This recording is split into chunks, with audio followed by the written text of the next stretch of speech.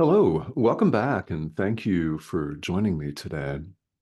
We're in between sections in the text of A Course in Miracles. We just finished chapter 12, section 4.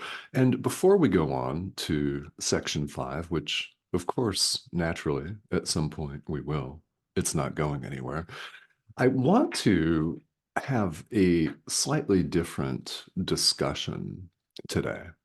It's still completely permeated by A Course in Miracles.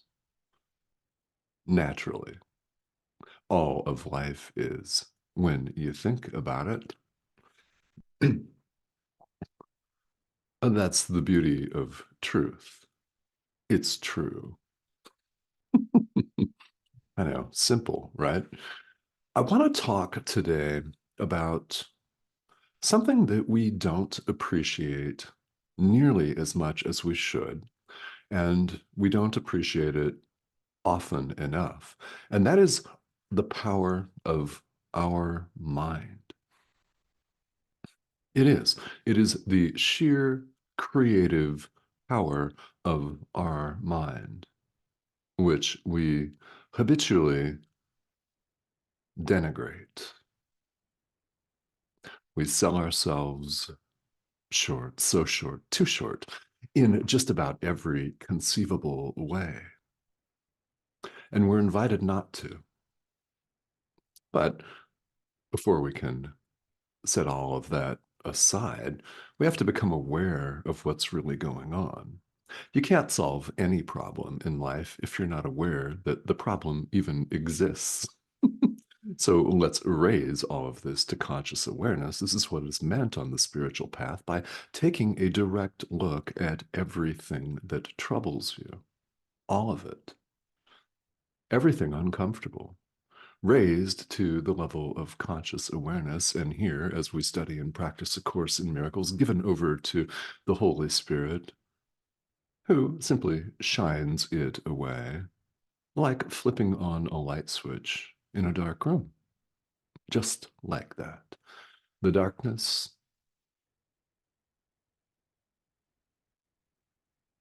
it's as though it were never there. It was not there.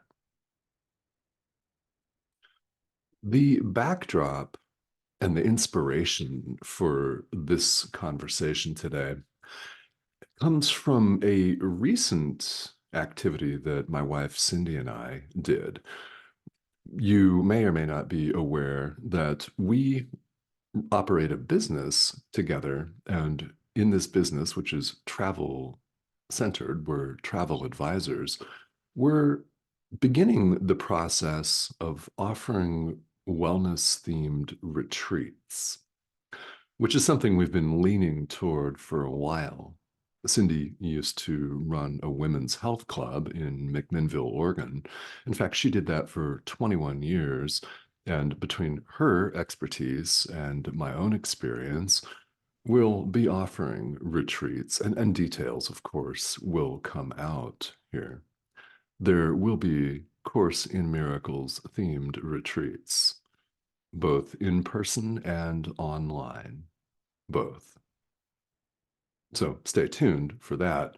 In that spirit and in that context, we were filling out a series of forms that a colleague sent to us about planning for retreats. And one of the questions on the forms was very, very interesting and sparked this entire conversation. And the question is, what really bothers you or makes you sad? And what really disappoints you that other people do? That's the context. What do other people do that disappoints you or that bothers you or makes you sad? Well, and you may think, okay, well, I have to actually think about that one for a while. And I invite you to. I mean, really, what does disappoint you that we do? It's an interesting philosophical, speculative, introspective. It's a good question, isn't it? So my answer was it's sad when people continually sell themselves short. It is. That was my almost immediate answer. It's sad when people continue to argue for their limitations, which we all do, or we wouldn't be having this conversation because we wouldn't appear to be one of these. That would certainly not happen. Well, the good news is it never did. But anyway, back to the subject at hand. We continually sell ourselves short, and we don't appreciate our own power. So let's spend a few minutes talking about this in the context of A Course in Miracles. It is directly relevant to this particular challenge that we have set for ourselves here as we appear to be human beings spinning around on this wobbling ball of rock, going really fast, where everything appears to be happening outside our control. And here comes this course insisting that there's nothing outside of you. Mm. Hmm. If this is the first time you're hearing that, excellent, welcome. There's nothing outside you. Isn't that exciting? Fine, maybe not yet, but it will be. So, what we do is we limit ourselves. I mean, starting with limitation number one, that this is me. No, it's not. It's not me. It's not me. This is a pixelated image on your screen. It's completely insubstantial. I invite you to think of it that way. When something lands, it's your inner teacher that's speaking to you.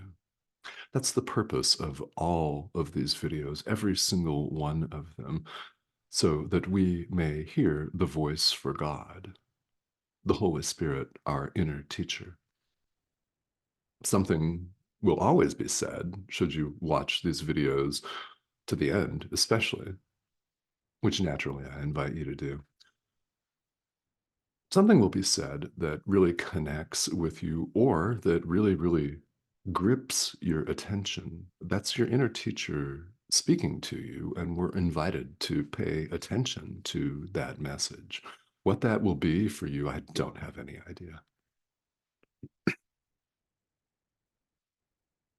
So we argue for limitations left and right. We think we're separate from our brother. We think there are 8 billion of us. We think that our artificially designed and weirdly drawn maps separating one nation state from another nation state, we think all of that artificiality is real. We argue for a limitation. That's a limitation, is it not?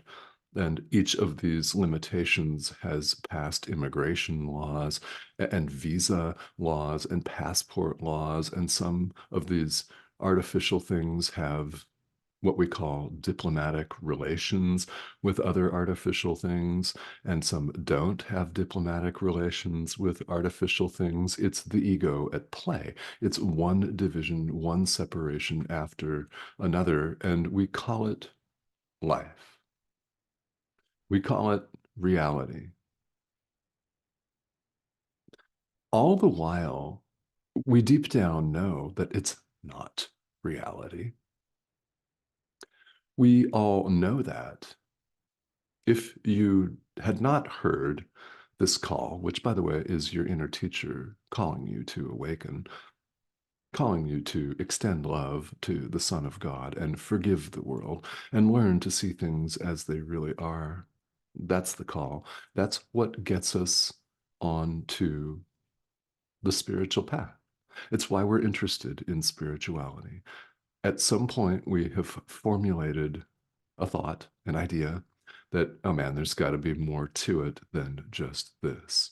There's got to be more to it than one artificially drawn nation state fighting against another artificially drawn nation state, or worst case scenario, a bunch of them getting together and engaging in a global conflict. There's got to be more to it than just clocking in at work every day and checking my email and making sure all the bills are paid on time. And if they're not paid on time, then making sure we pay them late or whatever, right? Whatever the situation is. We think we're utterly powerless, and that is a mistake. We think that we're the victim of this world that the body's eyes shows us. These eyes show us separation, and we think that it happens outside of us, that we're the victim of that. We are not. You are not the victim of the world you see. If you're playing one in some capacity right now, know that you can set that aside. You can stop. We all know people that habitually do this a lot. Perhaps you do. Perhaps someone that you're close to does. But we argue for our own limitations and we place limits upon our own mind, saying to ourselves things such as, I can't do this. I can't do this. I think it's just not for me. Oh, that's one. We say that we're bad at certain things, that we're not good at certain things, and we call ourselves internally, almost always, all sorts of nasty names like stupid, idiot, dumb, challenged in all kinds of ways. We set limits on ourselves and we go forth and we argue for them.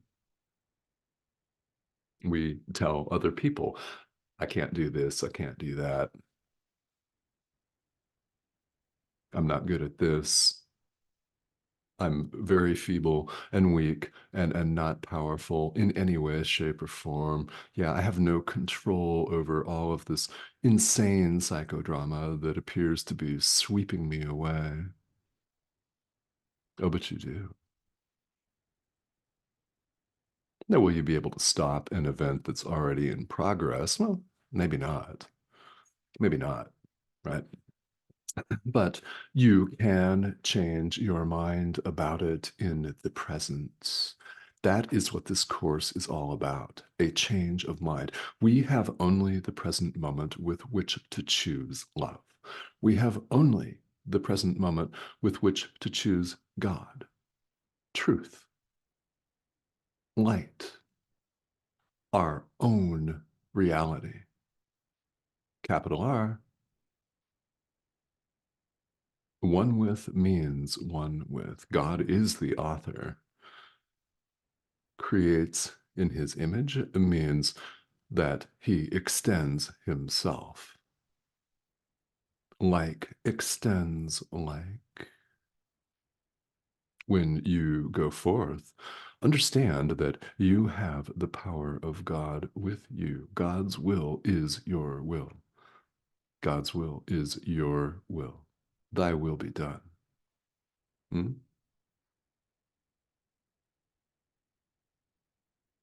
We're invited to let that sink in. And it's okay if that freaks you out.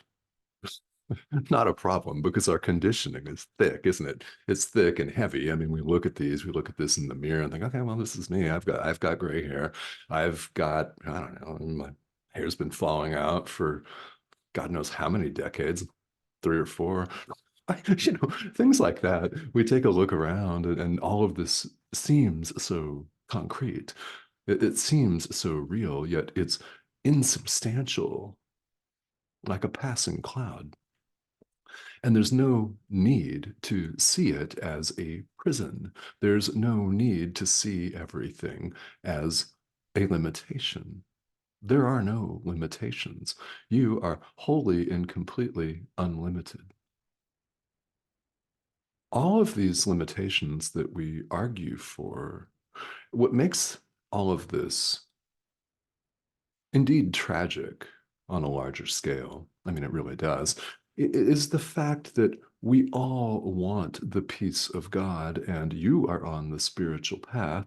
You have acknowledged, whether you've done so in as many words or not, that you want the peace of God. That is what we all want. You know what? Of course, it's what we all want. That's all there is. It's all there is. That is what we all ultimately want. And we get in our own way when we continue to think of ourselves as an ego. In other words, when we continue to think of ourselves as little weak, dazed, confused, frustrated, depressed, and limited. You're none of those. You're limitless. The human body is not the Son of God. Remember, like extends like. God may be depicted sometimes here in the world as a human being, but that's not a human being and has no image for us to perceive. God can only be known, experienced, beyond perception. But how do we get there? Well, we clarify our perception first. That's the step that we all must take. So, doing that, we call it the spiritual path. We call it a process. And that's the goal of this course is for you to clarify your perception rather than see yourself as you are not. You see things as they really are. Then truth dawns of itself. We do ourselves a tremendous disservice when we continue to argue for our limitations and denigrate and devalue and debase the power of our own mind. Here's something that I hope you really, really take to heart and think about and grasp. Everything the Son of God thinks and does has power. Everything the Son of God does has power. You are not powerless. In fact, you're more powerful than you can possibly imagine. And maybe you can imagine because maybe you've had glimpses of this. And if you have, you'll know what I'm talking about. And if you have not, to your knowledge, and this still rings true, you still know what I'm talking about. We have all power, all.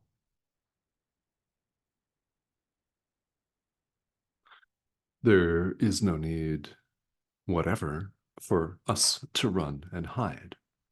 We're conditioned to do that.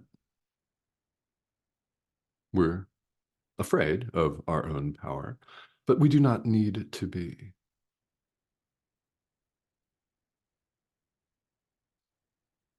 Everything the Son of God does has power. And you know what? Let's be glad of that because this is how we awaken. This is how we save ourselves, in a manner of speaking. We have the power to change our mind. We have the power to choose truth instead of illusion. We have the power right now to change our mind.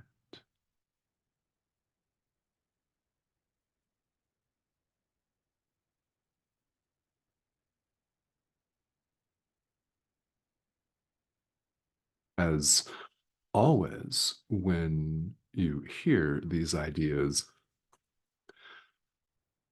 it could land very truly for you, or you could find yourself questioning this, not a problem. You could find yourself actively denying this and wishing that you never watched this video. I don't know. We can all deny truth, but we cannot make it untrue. Why is that?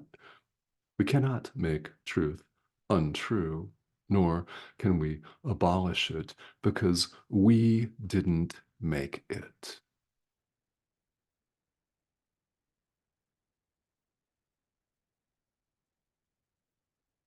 God is the author, creator. We did not create our little selves. That is why we have a home, in a manner of speaking, to go back to. It is eternal and completely limitless and changeless. It's eternal. Who we are is eternal. This is just a dream. And it might be a real nightmare. And at times it's a nice dream, a pleasant dream. Yeah, maybe even an orgasmic, hot and sexy dream. Yeah, it could be. I mean, we have those moments, don't we? And then we feel awful. Sometimes just seconds after the fact where we're on top of the world one minute, down the next, up, down, up, down. Sick of that? No, of course you are. You wouldn't be watching this. So something to consider. Yeah. So let's all today really think about this point and appreciate the power of our mind. Appreciate that we can change our mind. Appreciate that we can and will see things as they really are. How can you accelerate this? Through your relationship with your inner teacher. Allow the Holy Spirit to run the show. Give every aspect of your experience, your entire experience, over to your inner teacher, your relationships, your work, your physical health, the body, speech, all of your thoughts, everything, and learn to follow our inner teacher's guidance. Relax and trust and simply do as instructed. That's what's going on right now. That's what this video is paying attention to a directive. Yours may look very, very different, and it probably will. This turning on the camera and microphone and broadcasting to a worldwide audience is my own directive. Yours may look very different. That is simply a difference in outward form. The content is exactly the same. It's appreciating the power of our mind and allowing our inner teacher to run the show. Under our inner teacher's direction, we extend love to the Son of God. Under our inner teacher's direction, we truly forgive ourselves, other people, conglomerations of people, nation states, the world itself, the ego. Forgive the ego. It's nothing. Space, time, everything. Whatever pops into your mind for forgiveness is what you forgive in the present moment. And then the next moment, something else may pop up. Let's all appreciate our own power today. All right. So thank you, as always, for tuning in. And while this was a particular topic of discussion, I'm always interested in what's coming up for you live. So I want to send the invitation out there that if you have a particular topic of conversation, something that's coming up for you on your spiritual journey, or something that may be related to A Course in Miracles, a particular question that you may have, or something that you're not sure of that's troubling you, even if you are willing to ask the question here publicly and have me discuss it. I never share the names of the questioner on YouTube, but we've had a number of very excellent topics. I mean, really good. What's coming up for you is highly, highly likely to be coming up for someone else. And the beauty of this particular forum, the internet, is that on this channel right here, we can have a discussion that you propose that benefits somebody on the other side of the world whom you're highly unlikely to ever meet in person. You could, in asking a question, not only influence your own trajectory, but positively influence others in ways you cannot imagine.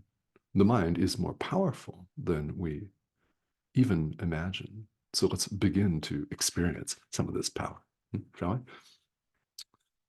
All right. If you have not yet subscribed, I invite you to do that too. Here's the prompt in the corner of your screen.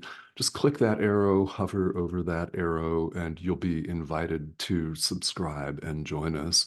What we're doing is we're making our way through the text of A Course in Miracles, and along the way, it's always good to pause if there is a particular topic of conversation up for discussion. So if you've got one, please feel welcome to leave that here. Oh, and by the way, if you're new or if you have a question that you're concerned might look too basic, those are the questions that should be asked the most often.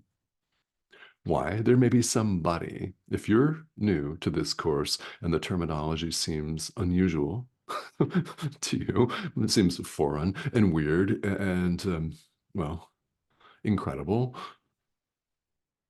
Questions are always good. There could be somebody that's been practicing this material for 20 or 30 years that needs to hear a basic question because you never know when you're going to get it.